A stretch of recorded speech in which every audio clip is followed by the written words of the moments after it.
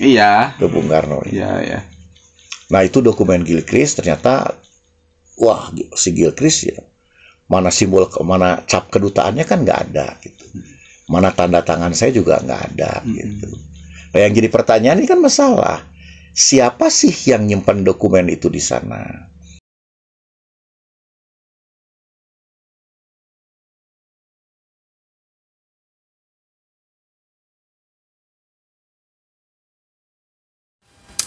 Halo masyarakat. Ya, kita bahas lagi kali ini tentang peristiwa G30S. Kalau sebelumnya tentang masalah isu Dewan Jenderal, sampai nanti ada isu di mana Ahmad Yani mulai berkhianat. Ya, ini kita akan manfaatkan dengan baik bagaimana lanjutannya. Kali ini kita akan bahas tentang seputar Dewan Jenderal itu sedikit, dan ada isu yang lebih hot lagi. Dokumen Gilchrist.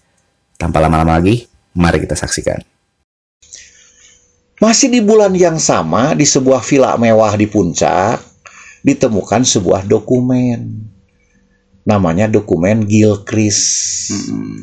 Siapa Gilchrist? Duta besar. Si Gilchrist ini adalah duta besar Inggris untuk Indonesia. Itu. Nah, saat itu si PKI dan sel-selnya, BTI, Pemuda Rakyat, macam-macam gitu, Gerwani gitu, mencium di Puncak ada sebuah villa mewah. Itu kepunyaan disewa oleh Bill Palmer, seorang warga negara Amerika. Bill Palmer itu adalah importir film Amerika untuk Indonesia, ngejual film. Oh ini ada si bule nih, gitu. Amerika lagi, kan? Nah, diobrak-abrik lah itu villa sama Pemuda Rakyat, PKI. Kebetulan villanya kosong. Ketika diobrak-abrik itu, di kamarnya Gilchrist, di meja itu ada secari kertas, ditik tanpa tanda tangan. Cuma ditulis orang tapi tanpa tanda tangan. Seolah-olah dokumen itu adalah surat menyurat antara duta besar Inggris bernama Gilchrist, dari situ orangnya, kepada duta besar Amerika Marshall Green di Jakarta. Intinya bahwa mereka berdua itu sedang mempersiapkan sesuatu, gitu kan, untuk menyelesaikan keadaan di negeri ini. Dan kita tidak usah khawatir, sebab kita dibantu oleh perwira-perwira setempat, our local army friends. Oke. Interpretasinya, nah, our local army friends, tentara teman-teman kita di sini. lokal teman-teman kita. Ya. Itu diinterpretasikan Dewan Jenderal. Nah, si surat itu disampaikan ke Presiden. Dewan Jenderal isu surat ini, dokumen Gilchrist, sampai di Jakarta itu kantor duta besar Inggris dibakar habis sama massa PKI. Oh, ini sudah jelas, ini Inggris campur tangan urusan Indonesia dan Amerika. Ini dibakarlah itu. Kebetulan pasukannya Ahmad Yani mencegah. Bahkan orang-orang duta besarnya sendiri, si Gilchrist itu sendiri, diselamatkan oleh Ahmad Yani dari amukan massa. Kan boy buta tuh.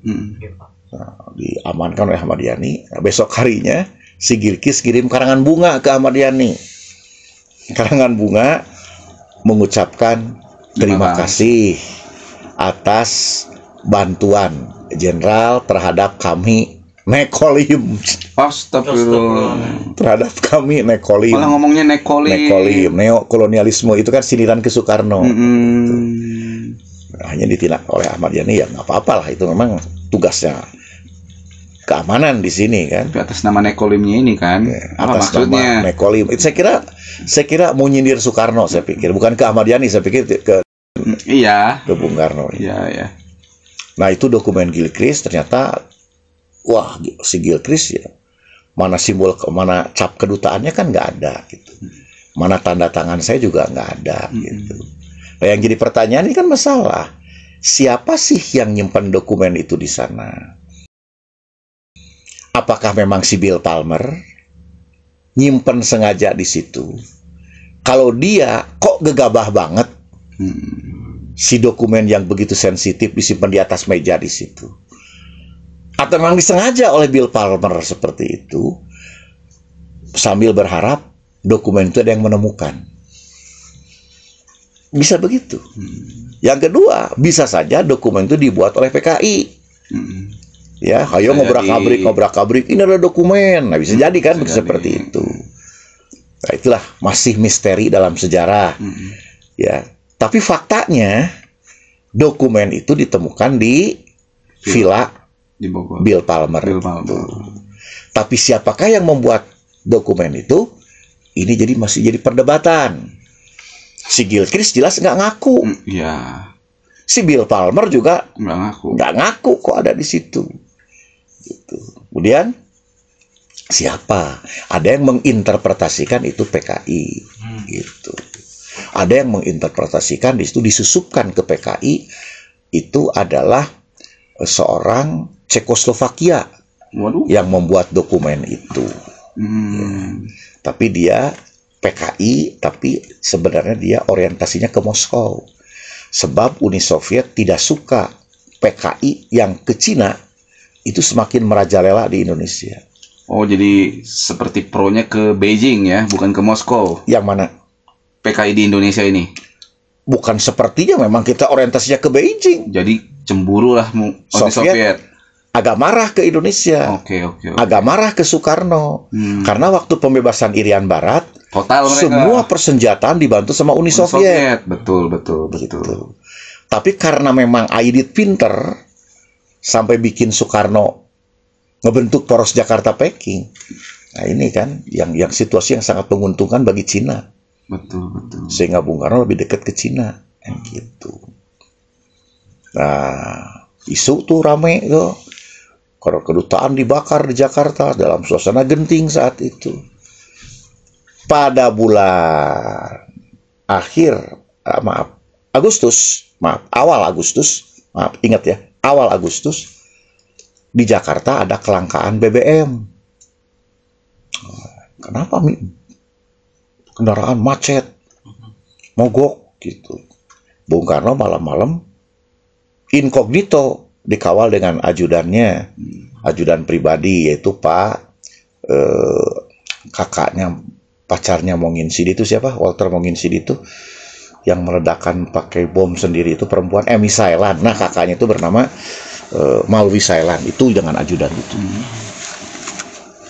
Ternyata ayo kita ke Tanjung Priuk. Ternyata ya di Tanjung Priuk pegawainya pada malas. Jadi pada tidur gitu, minyak pas banyak di situ cadangan. Bung Karno marah di situ. Brengsek gitu. Minyak ada kok. Nah. Malamnya Bung Karno pingsan di istana. Oh. Naik tensi. Ya, muntah darah. Malamnya. Dikabarkan Bung Karno sakit. Itu. Tapi cepat ditangani oleh dokter pribadi, yaitu Profesor Dr. Mahar Marjono pribadi. Ya, Bung Karno mulai mendingan. Hanya kecapean aja lah, kata Bapak itu capek aja. Memang sebelumnya dia keliling-keliling di Jakarta cari di mana sumber masalah, nih bensin kok nggak ada gitu. Minyak tanah kok nggak ada gitu. Ini Bung Karno perusahaannya udah agak bisa jalan gitu. Dia panggil ajudannya Bang Wijanarko. Bang, coba lihat nih. Sudah sampai mana saya nulis untuk pidato proklamasi nanti 17 Agustus. Jadi Kregering masih memikirkan pidato proklamasi. Dibaca oleh Soekarno. Mana ini? Panggil ke sini Aidit. Kok PKI belum memberikan masukan untuk pidato saya? Kata Pak Bambang, maaf Pak Aidit lagi di Beijing. Dan kata sumber resmi dari Beijing, Aidit mau ketemu dengan Ho Chi Minh di Vietnam.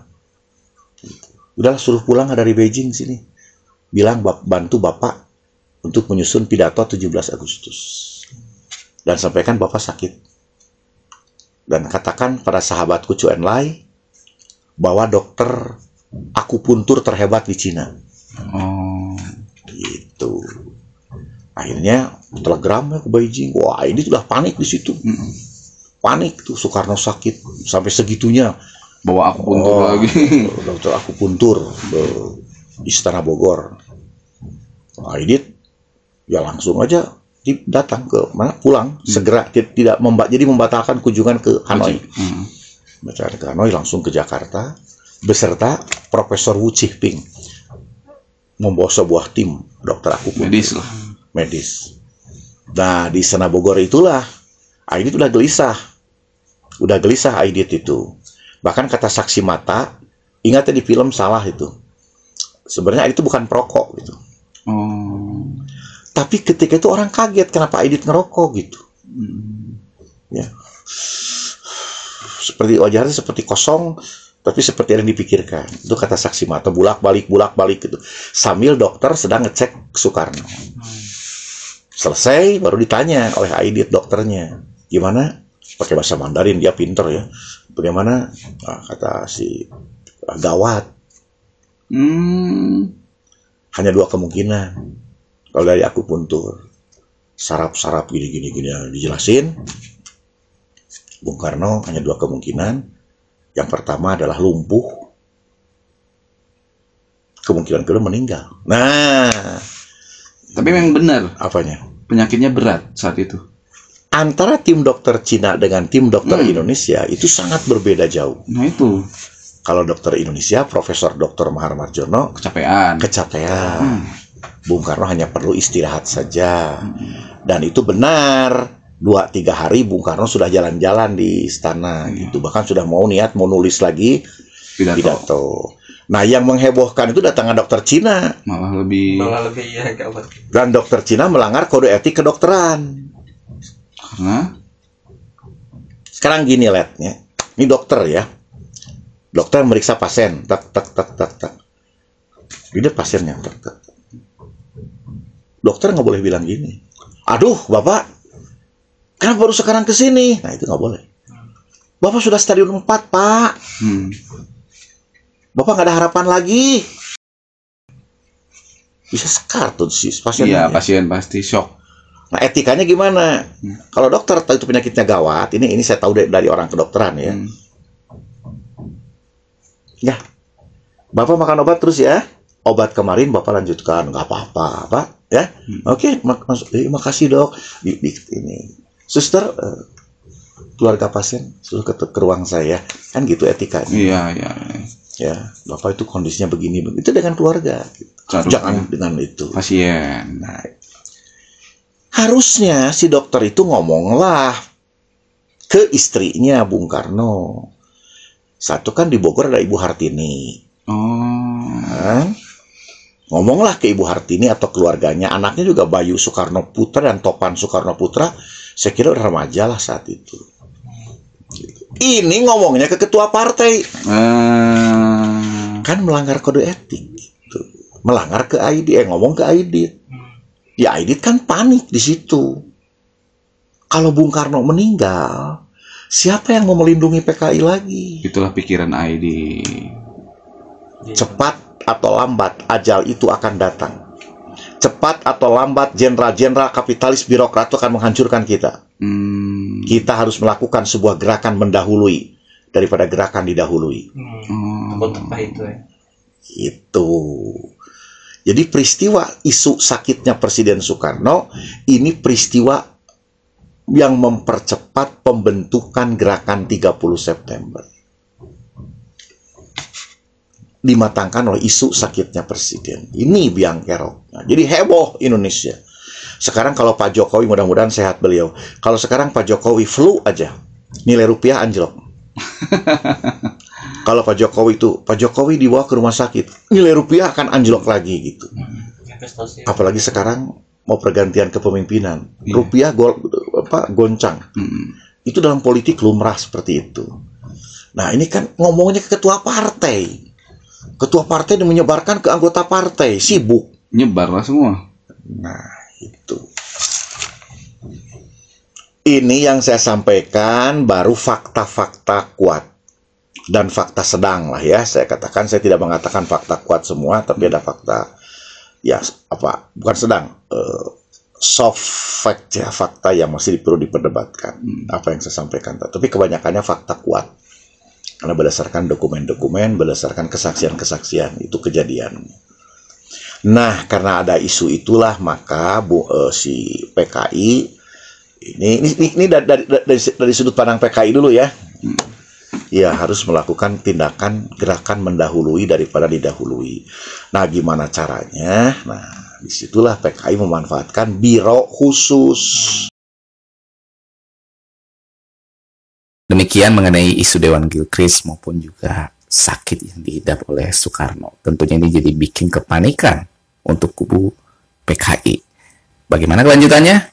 Saksikan terus video selanjutnya. Sampai ketemu lagi ya. Terima kasih.